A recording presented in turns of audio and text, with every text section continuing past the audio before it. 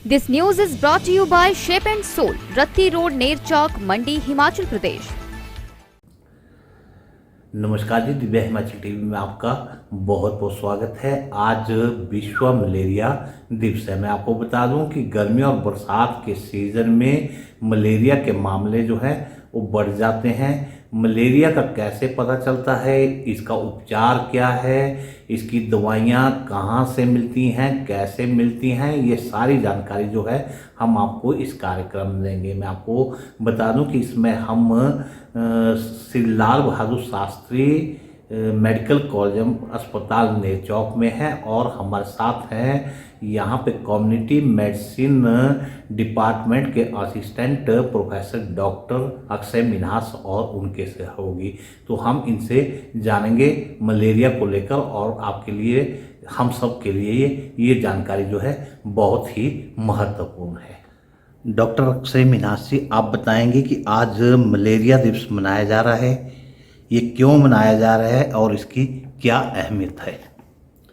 नमस्कार जी, जैसे कि आपने खुद ही बताया कि आज विश्व मलेरिया दिवस जो है वो मनाया जा रहा है।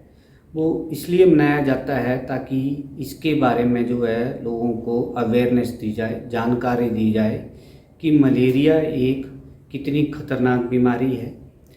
अगर हम बात करें पूरे दुनिया की तो लगभग साल के 24 करोड़ 10 लाख मलेरिया के केस जो हैं वो आते हैं, जिसमें से पूरे दुनिया में लगभग 6,27,000 लोगों की मृत्यु हो जाती है। और अगर दुनिया की हम बात करें तो उसमें जो अफ्रीकन कंट्रीज़ हैं उसमें पूरे दुनिया के 95% जो केसेस होते हैं वो उन कंट्री से आते हैं। और उसमें अफ्रीका में भी 4 ऐसी कंट्रीज़ हैं जिनमें सबसे ज़्यादा दुनिया के केस होते हैं। अगर हम भारतवर्ष की बात करें जो कि एशिया में आता है, तो एशिया में 9 ऐसी कंट्रीज़ हैं जिनमें सबसे ज़्यादा मलेरिया के केस होते हैं। और भारतवर्ष ऐसा देश है एशिया में जिसमें सबसे ज़्यादा केस होते हैं एशियन कंट्रीज़ में। और हम दुनिया के लगभग 2% केसों को जो है वो यहाँ इंडिया से रिपोर्ट करते हैं सालाना। तो आप देख सकते हैं कि 24 करोड़ की जो फिगर है वो एक बहुत बड़ी होती है। और उसमें से अगर 6,27,000 लोगों की मृत्यु हो जाए तो वो भी एक बहुत बड़ी बात है। तो इन लोगों को जागरूक करने के लिए जो है ये मलेरिया दिवस हर साल 25 अप्रैल को मनाया जाता है। अच्छा सर, आप बताएंगे कि किसी को कैसे पता चलेगा कि उसे मलेरिया तो नहीं हो गया है? जैसे कि मरीज अगर कोई भी हो जो हॉस्पिटल में या कहीं पे भी आता है मलेरिया के लक्षणों में, जिससे सबसे कॉमन लक्षण जो होता है वो होता है बुखार। ठीक है, तो अगर डॉक्टर को लगता है कि इस मरीज को मलेरिया तो नहीं है तो हम उसकी जो है वो जांच करते हैं खून की। हम उसकी उंगली से खून लेते हैं और जो है वो उसकी जांच करने के लिए माइक्रोस्कोप के नीचे कुछ चीज़ देखते हैं और फिर हम बताते हैं कि भैया इसको मलेरिया है कि नहीं है। तो अब हम आ गए हैं पैथोलॉजी लैब में और हमारे साथ हैं पैथोलॉजिस्ट डॉक्टर सर्व। हम इनसे जानेंगे कि मलेरिया की जांच जो है वो कैसे होती है। ये है पैथोलॉजी लैब और हमारे साथ हैं डॉक्टर सर्व और उनकी टीम। तो इस लैब में हम बताएंगे कि कैसे जो है यहाँ पे मलेरिया की जांच होती है। तो डॉक्टर साहब, हेलो, गुड आफ्टरनून। एक्चुअली जब पेशेंट हमारे पास मतलब when we get the patient refer from the clinicians in the from various departments, particularly from medicine department, so we just take the samples. हम सैंपल्स लेते हैं patient से, जो patient हमारे पास रेफर होकर आते हैं। तो उनका ब्लड सैंपल लेते हैं हम लोग मलेरिया को देखने के लिए कि मलेरिया है कि नहीं पेशेंट को। तो इनकी ज़्यादा हिस्ट्री, थोड़ी सी हिस्ट्री हम भी पूछते हैं, जैसे किसी को फीवर है या चिल्स, राइगर्स है, ठंड लग के बुखार आना, ये सब। तो ज़्यादातर हम लोग लेते हैं, जैसे सैंपल हम लेते हैं तो उस टाइम ज़्यादा बेटर होता है। अगर पेशेंट को बुखार हो या फिर ठंड लग के बुखार तेज़ हो, कपकपी हो, चिल्स एंड राइगर्स होते हैं, उस टाइम लेंगे तो ज़्यादा एक्यूरेट हमें आ जाता है सैंपल। अगर मलेरिया किसी को है तो मलेरिया के जो प्रोटोजो है आने के चांसेस ज़्यादा होते हैं। तो इन लैब में हम क्या करते हैं, पेशेंट का सैंपल लेते हैं, ब्लड सैंपल लेते हैं, फिंगर प्रिक से सैंपल लेते हैं, उसका फिर हम स्मेयर बनाते हैं। We just take the samples on this slide ये कांच की शीशी है, इसमें बनाते हैं। तो इसमें दो टाइप के मतलब बनाते हैं, एक थिक स्मेयर है, एक थिन स्मेयर बनाते हैं। तो जनरली हम क्या करते हैं कि there are multiple various type of species of malaria vivax है, पार्सिफोरम है, ओवेल है। तो इन सबको देखने के लिए हमें स्पीशीज़ की भी ज़रूरत होती है ताकि ट्रीटमेंट शायद डिफरेंट है इसमें। तो हम लोग दो तरह के स्पेसिमेन वो बनाते हैं, स्मेयर बनाते हैं, एक थिन है एक थिक। तो थिन में हम ये देखते हैं कि थिक है, थिक में हम ये देखते हैं कि पेशेंट को इन्फेक्शन हुआ है कि नहीं मलेरिया का, पैरासाइटिमिया बोलते हैं, वो हुआ है कि नहीं वो देखते हैं। उसके बाद फिर हमें स्पेशीज़ देखने के लिए भी जस्ट मेक थिन स्मेयर्स। तो थिन स्मेयर्स में हमें particular species which type of species है सभी पता चल जाता है। तो हम प्रोसीजर आपको थोड़ा सा शो करेंगे। हमारी टेक्नीशियन है Ranjana ji, she take the sample of we just show the demo. ये निडल है, needle should be very sterile, so आप दे दो रंजना जी।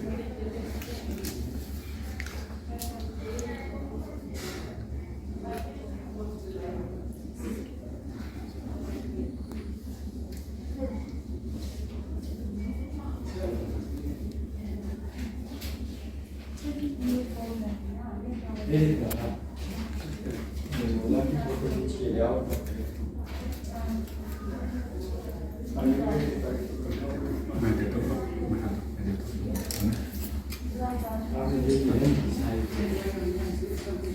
हम दबाते नहीं इतना जोर से, जितना ब्लड फ्लो होता है उसमें हम बनाएंगे इसे।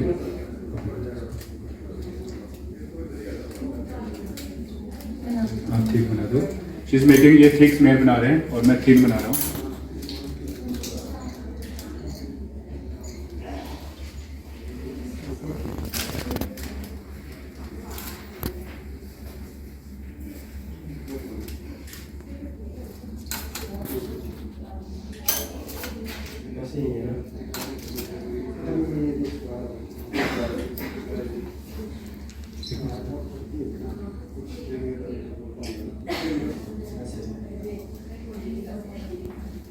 अब थिन भी आप बना लीजिए।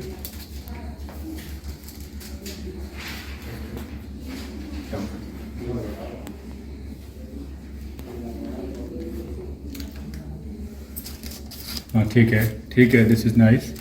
These are two smears we prepared by the method of finger prick from the patient. ये थिक स्मेयर है, इसको हम थिक स्मेयर बोलते हैं। इसको हम यहाँ पे स्लाइड के कोने में लेके ब्लड का ड्रॉप थोड़ा ज़्यादा होता है इसमें। इसको हम ब्लड को स्लाइड के एक कोने से इसको मतलब हिलाते हैं, काफ़ी देर तक। हिलाने का मकसद ये होता है कि इसको जो हीमोग्लोबिन है वो हीमोलिसिस हो जाता है, तो हमें अच्छे से दिख जाता है। और ये थिन स्मेयर है, इसमें हमें पैरासाइट्स है कि नहीं ब्लड में, इन्फेक्शन है कि नहीं मिलेगा वो देखते हैं। तो इसके बाद फिर हम दोनों स्लाइड्स को थोड़ा सा ड्राई होने देते हैं। ड्राई होने के बाद जो थिन स्मेयर है उसको हम फिक्स करते हैं।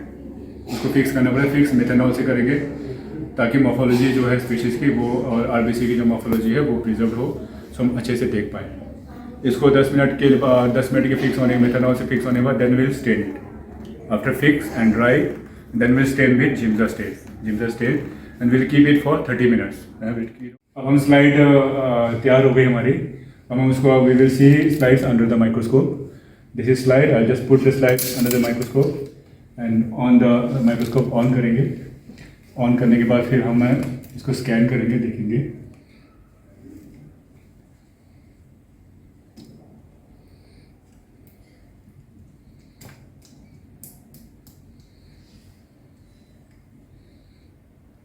So I'm going to focus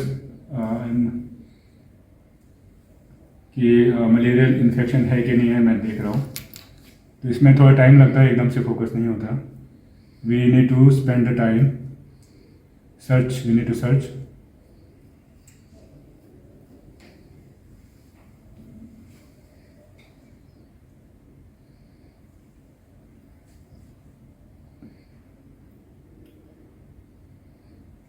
सो 100 फिर मैंने अब आरबीसी को मैंने फोकस कर दिया।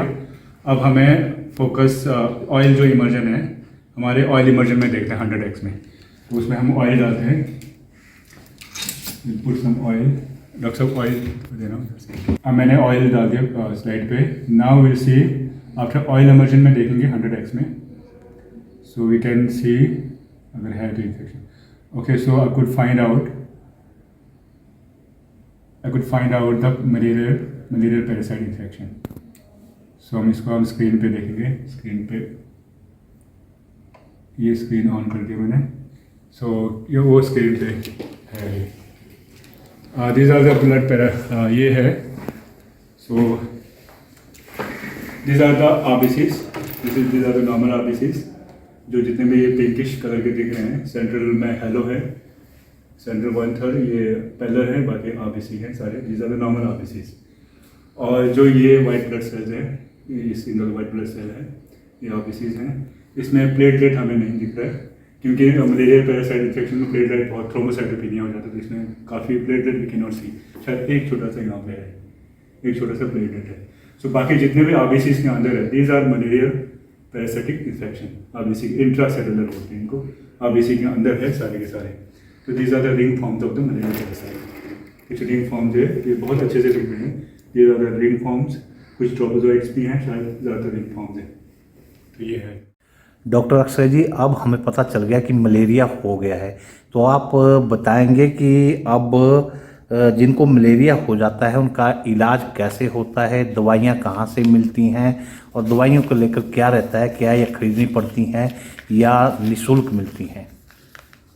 जैसे कि आपने देखा कि अगर किसी मरीज को मलेरिया हो जाता है तो उसके बाद मलेरिया हो गया है, साथ में हम ये भी देखते हैं कि कौन से प्रकार का मलेरिया है, क्योंकि मलेरिया के भिन्न भिन्न प्रकार होते हैं.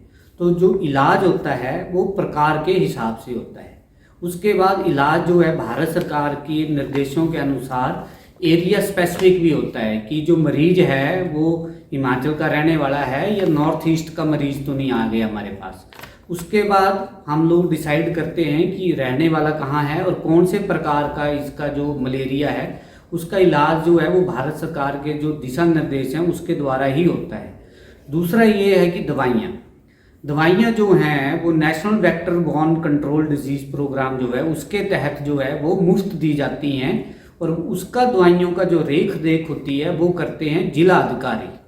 तो जो जिला अधिकारी जिला लेवल पे CMO ऑफिस में जो मलेरिया की रोकथाम के डॉक्टर होते हैं, दवाइयाँ जो हैं वो पूरे ज़िले में प्रोवाइड करना उनका जो है वो काम होता है. और वो दवाइयाँ जो हैं वो मुफ्त में, चाहे मरीज कोई भी हो, गरीब या अमीर, पर मलेरिया की दवाई जो है सारे की सारी जो है वो मुफ्त में सरकार द्वारा दी जाती है. जी सर. अंत में आप बताएंगे कि इसकी रोकथाम के लिए क्या करना चाहिए, सावधानियां वगैरह, या इसकी रोकथाम के लिए क्या करना चाहिए? देखिए, ये सबसे इम्पोर्टेंट क्वेश्चन है कि मलेरिया की रोकथाम के लिए हम क्या करें. जैसे कि आप लोगों को पता है कि मलेरिया जो होता है वो किसी मच्छर के काटने से होता है, ठीक है. तो इसमें जो है हमारे को मच्छर को कंट्रोल करना है, तो उसके लिए हमें ये जानकारी होनी चाहिए कि मच्छर जो है वो रहते कहाँ हैं, पैदा कहाँ होते हैं और कैसे होते हैं, उनका लाइफ साइकिल क्या है. तो जो रोकथाम होती है वो डिपेंड करती है कि मच्छर कहाँ पे रह रहे हैं और उनके ऊपर जो है कौन सी दवाइयों का जो है इस्तेमाल किया जाएगा या नहीं किया जाएगा. अगर हम देखें कि मच्छर जो है पानी में होते हैं तो कुछ रोकथाम जो है हमारे को पानी में करना पड़ती है, ठीक है, क्योंकि मच्छर जो पानी में अंडे देते हैं. तो पानी जो है ऐसे आप टीवी में या सारी जगह देख रहे थे कि आसपास अपने पानी को जो ना रुकना ना दें, गंदा पानी इकट्ठा ना होने दें, घरों में जो खाली बर्तनों में पानी ना होने दें. दूसरा, हम उन बर्तनों में कुछ दवाइयों का इस्तेमाल कर सकते ताकि जो अंडे या छोटे जो जिसको हम बोलेंगे लार्वा हैं वो मर जाएं. फिर दूसरा होता है कि मच्छर अगर बड़ा हो गया तो आपके घरों में कहाँ वो बैठता है, पर्दों के पीछे छुपते हैं या जहाँ पे वेट एरिया होता है वहाँ पे, तो आप वहाँ पे जो है स्प्रे कर सकते हैं, साफ सफाई रख सकते हैं. मच्छर को भगाने वाले जो हैं वो आप रेपेलेंट जिनको बोलते हैं आप जो है वो लगा सकते हैं और उनसे जो है मच्छर ताकि आपके घर से बाहर भाग जाए. या आप अपने घरों में दरवाजों पे जालियाँ लगा सकते हैं. तीसरा जो है आदमी अपने बचने के लिए क्या करे. तो जब मच्छर का सीजन आता है, जब आपको पता है कि आप घर से बाहर जा रहे हैं और आपको लगता है कि जहाँ मच्छर का एरिया हो सकता है तो आप फुल बाजू के कपड़े पहने. आजकल बड़ी सारी मार्केट में ट्यूब्स मिल सकती हैं जो आप लगा सकते हैं, जिनकी दुर्गंध से जो है मच्छर जो हैं वो भाग जाते हैं. और घरों में जहाँ आप सोते हैं अगर आपके जाली वाले दरवाजे नहीं हैं या जाली वाली खिड़कियाँ नहीं हैं तो आप मच्छरदानी का इस्तेमाल कर सकते हैं. और आजकल ऐसी मच्छरदानियाँ भी मिल जाती हैं जिनमें जो है दवाइयाँ पहले से ही जो है वो लगी होती हैं, जिससे मच्छर जो है उनसे भाग जाते हैं। तो ये सारे जब हम मिलजुल के सारे रोकथाम के जो मैंने आपको बताए, ये सारे के सारे प्रयास हम इकट्ठे करेंगे, तभी जो है हम मच्छरों की जो है और मलेरिया की जो है वो रोकथाम कर सकते हैं। तो ये थे डॉक्टर अक्षय मिन्हास, इन्होंने हमें मलेरिया को लेकर बहुत ही महत्वपूर्ण जानकारियां दी और इनके सहयोगी डॉक्टर सर्व ने हमें जो है बताया कि कैसे मलेरिया की जांच होती है। तो दिव्य हिमाचल की ओर से डॉक्टर अक्षय मिन्हास जी, आपका भी और आपके सहयोगी डॉक्टर सर्व जी का भी बहुत बहुत धन्यवाद, बहुत बहुत आभार। बहुत बहुत धन्यवाद जी दिव्य हिमाचल का। शेप एंड सोल आपके लिए लेकर आए हैं नेर चौक में original branded shoes and apparels, Adidas, Skechers, Reebok, Puma, Lotte, red tape, converse, Bata, US Polo, Benetton etcetera. 40 to 70% discount on shoes, 100% original and genuine. रत्ती रोड पर टैक्सी स्टैंड के पास Krishna market में फर्स्ट फ्लोर पर। Contact 9805000444।